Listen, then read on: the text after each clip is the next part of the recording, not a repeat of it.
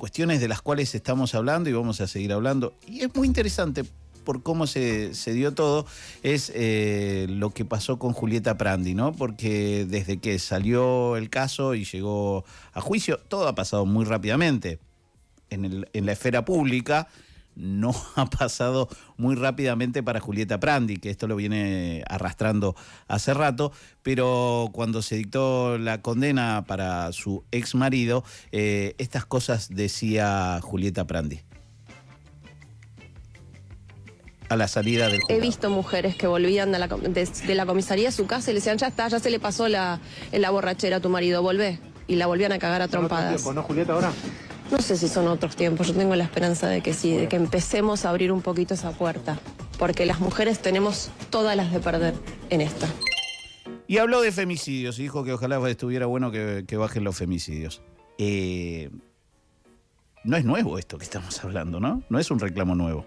Patricia Sotil es abogado penalista, integrante del equipo latinoamericano de justicia y género, que está en línea y tiene la gentileza de atendernos, porque el reclamo de Julieta Prandi, que se hace porque es famosa, es un reclamo un poco más amplio y vale la pena recordar que sigue estando. Un montón de mujeres sufren violencia y un montón de mujeres tienen perimetrales, botones antipánico, pero que por ahora no estaba pasando que se volviera a hablar de esto, ¿no? A partir de la llegada del gobierno de Javier Milei y el desarmar de varias áreas. Te hice una introducción larguísima, Patricia, pero ¿cómo estás? Horacio Marmurek te saluda. Hola, Horacio, ¿cómo estás? Muchas gracias por la comunicación. Quiero escucharte más a vos. Si estuviera Gisela acá, ella podría charlar mejor aún. En mi caso, soy padre de una hija de 9 años que quisiera que crezca para no tener que vivir con miedo, ¿no?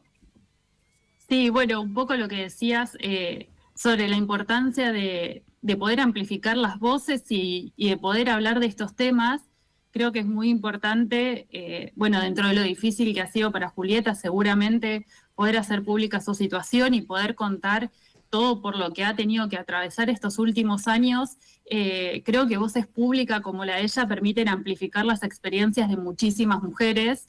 Y seguramente cuando muchísimas mujeres la pueden escuchar a ella, pueden sentirse identificadas con estas situaciones o quizás empezar en el camino de identificar que se encuentran en una situación de violencia de género, que están sufriendo distintas formas o manifestaciones de violencia y bueno, y poder empezar a pensar en buscar ayuda, ya sea en instituciones públicas o a familiares, amigas, compañeras de trabajo, gente que tengan cerca, que las ayude a poder salir de esas situaciones que quizás, bueno, con el tiempo se pueden ir agravando y como bien decías, los femicidios terminan siendo la forma más extrema de manifestación de la violencia de género y que todavía las cifras, lamentablemente, de femicidios en nuestro país se mantienen, bueno, bastante constantes. Patricia, ahí... Digo, insisto esto, ha ocurrido un fenómeno muy importante porque el caso Prandi, si querés ponerlo así, se ha mantenido por cierto costado de la prensa y todo lo demás, como encapsulado en ese el caso Prandi, ¿no? Digo, le pasó a ella.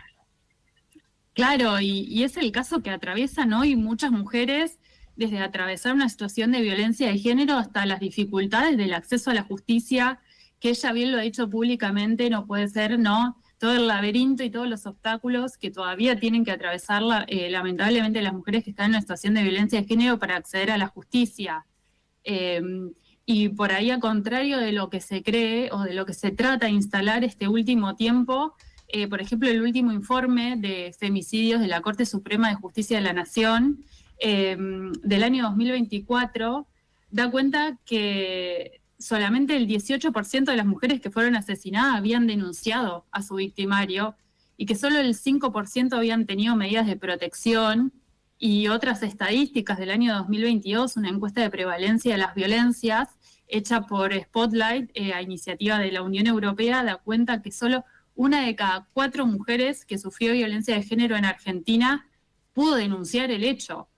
Entonces nos encontramos, ¿no?, ante un problema mucho más grande, es que las mujeres no siempre pueden denunciar, no siempre pueden salir de la situación de violencia en la que se encuentran y encontrar los mecanismos de acceso a la justicia y creo que Julieta, amplificando su voz y sus experiencias, y a partir de su caso está poniendo un poco de nuevo en discusión todas estas cuestiones, ¿no? Desde la dificultad de hacer la denuncia hasta lo difícil que es atravesar todo el proceso. Se estima que atravesar un proceso penal no tarda menos de 2 años.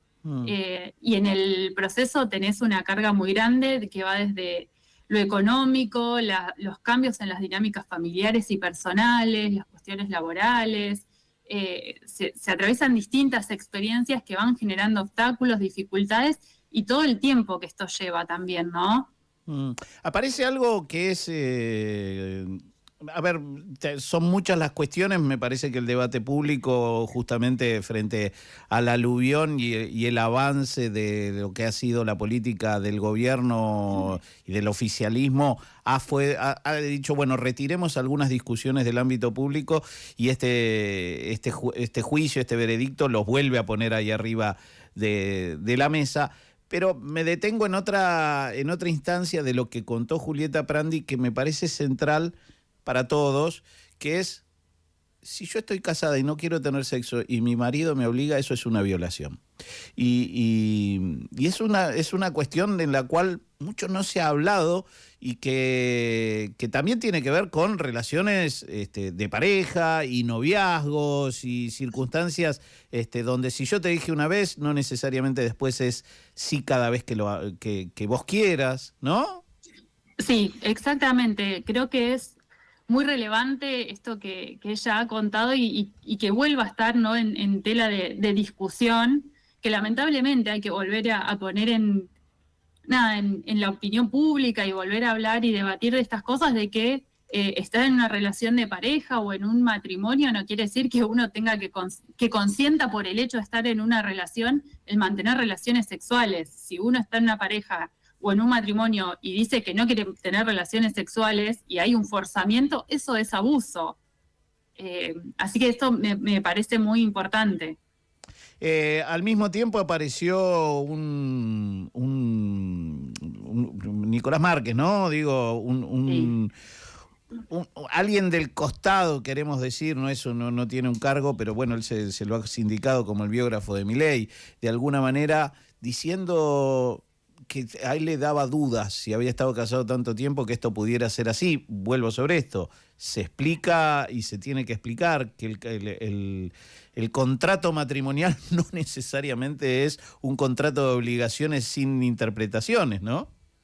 Sí, exactamente, y es volver a un poco algunos discursos que se están tratando de instalar de las mujeres como mendaces, como mentirosas, como que realizan falsas denuncias por estas cuestiones, o sea, para otros fines, mintiendo sobre hechos de abuso, violencia de género, y es seguir perpetuando estas cuestiones y seguir generando barreras para que las mujeres que se encuentran en situación de violencia no quieran denunciar. Si hoy las estadísticas muestran que para las mujeres es muy difícil poder denunciar o pedir ayuda si se encuentran en una situación de violencia, si desde el discurso público se intenta de deslegitimar la violencia de género o poner en tela de juicio de que si una dice que no estando en una relación de pareja o en un matrimonio, bueno, por el solo hecho de estar en una relación tiene que consentir tener relaciones sexuales.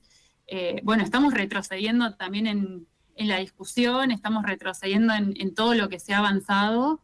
Y bueno, y es esto, poner en tela de juicio a las mujeres y generar más barreras para que puedan acceder a la justicia, porque si en el discurso público se habla de que son mentirosas, de que las mujeres denuncian porque sí, y ya es difícil de por sí que las mujeres busquen ayuda, en este contexto va a ser aún más difícil, y ni hablar en una situación actual donde hay un gran desmantelamiento y desfinanciamiento de las políticas públicas que permiten ayudar a las mujeres que se encuentran en situación de violencia. Patricia Sotile, que es abogada experta en género y que es parte de este observatorio y de Lela, te hago una consulta, digo, a raíz de la llegada del gobierno de Javier Milei y este desmantelamiento de las políticas públicas, ¿las mujeres retrocedieron en su capacidad de denuncia? ¿Hay menos digo, hay menos actividad en todo esto? ¿Dejaron de animarse a denunciar? No puedo afirmar que dejaron de animarse a denunciar. Sí, las estadísticas que hay hasta el momento, como te comentaba recién, muestran que para las mujeres es muy difícil poder denunciar. Digo, de las 228 víctimas que hubo el año pasado de femicidio en nuestro país, según los registros, solamente el 18% habían denunciado a su victimario. Pero sí nos consta que cada vez hay menos políticas públicas para ayudar a las mujeres en situación de violencia, y un ejemplo es, bueno, el desmantelamiento de la línea 144, que si bien es una línea que todavía está vigente, se ha despedido muchísimo de su personal, hay turnos que cuentan solamente con 2 empleadas que atiendan la línea, y esto obviamente va mermando la capacidad para dar respuesta a las mujeres en situación de violencia.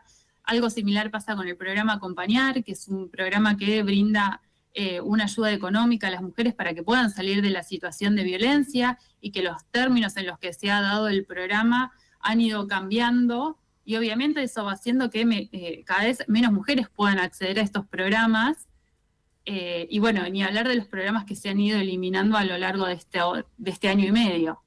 Muchas de ellas son madres como Julieta Prandi, ¿no? Y en un gobierno que dice que piensa en los chicos, hay veces dejar a estas mujeres a la intemperie es dejarlas a ellas y a los hijos, ¿no? Exactamente, porque muchas veces la situación de violencia no solo la sufren las madres, sino también las infancias. Así que el desmantelamiento de las políticas afecta también a los hijos, sin dudas. Vamos a seguir esto. Me parece que se abre una puerta para volver a tener algún tipo de debate alrededor de la violencia de género, a volver a hablar de los derechos de las mujeres, en tanto y en cuanto ha sido tan impactante, me imagino, para buena parte de la sociedad descubrir que una mujer, de lo que se entiende exitosa, linda, debería haber sido feliz en un matrimonio y resultó que vivió un infierno durante casi 20 años, ¿no? Sí, bueno, también es un mensaje de que cualquier mujer en cualquier situación que se encuentre, digo, no solo quizás con una voz o un reconocimiento público, en cualquier situación económica, puede estar atravesando violencia de género, ¿no? Es como desmitificar también que cualquier mujer en cualquier situación en la que se encuentra puede estar viviendo violencia de género, sufriendo abusos. Patricia Sotile, abogada penalista, integrante del equipo latinoamericano de justicia y género. Gracias por este ratito con Radio Con Vos y con Al Fin Sucede. Bueno, muchas gracias.